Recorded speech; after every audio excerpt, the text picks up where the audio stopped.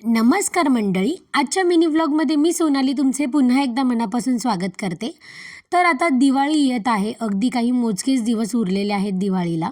तर म्हटलं की नंतर कामं सुरुवात झाली की मग परत वेळ नाही मिळणार, तर आधीच दिवाळीच्या आधीच आपला काहीतरी लूक एक वेगळा करूया. म्हणून मी हायलाईट्स करायचा असा डिसिजन घेतलेला आहे. आणि याआधी जेव्हा मी हायलाईट्स केले होते ना, एवढे म्हणजे तो कलर पण मला अजिबात आवडला नव्हता. म्हणजे जसं त्यांनी सांगितलेलं त्याप्रमाणे अजिबात नव्हता आणि केस एवढे डॅमेज झाले होते. अक्षरशः तुटून पडले होते केस आणि त्याच्यामुळे ब्रेकेज खूप झाले होतं माझ्या केसांमध्ये. त्याच्यामुळे परत एकदा रिस्क घ्यायची म्हणून मला खूप भीती वाटत होती. पण हा जो हेअर ड्रेसर आहे याचं काम खरंच चांगलं होतं. त्याच्यामुळे मला थोडं म्हणजे कॉन्फिडन्स आला की हायलाइट्स माझे चांगले होतील वगैरे. तर मी आलेली आहे आज एक मोठ्या ब्रँडेड सॅलॉनमध्ये.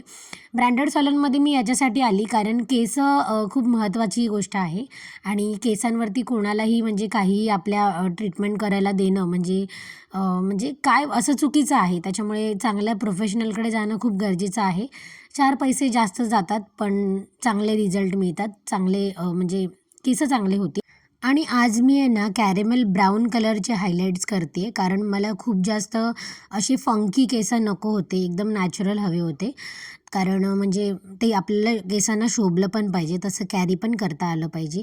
आणि खरं सांगू तर मला ना मोकळे केस आहे ना कॅरी करता येत नाही, म्हणजे मी विचित्रच काहीतरी करून टाकते त्याचं.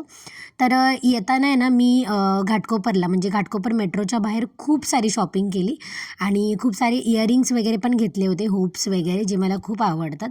आणि 2,000ची जवळपास मी शॉपिंग केली आणि मग त्याच्यानंतर मग घरी आली. घरी आली तर मम्मीने पाणीपुरीचा बेत केला होता स्पेशल माझ्या भावासाठी, आमच्यासाठी नाही. तर असा होता माझा आजचा दिवस.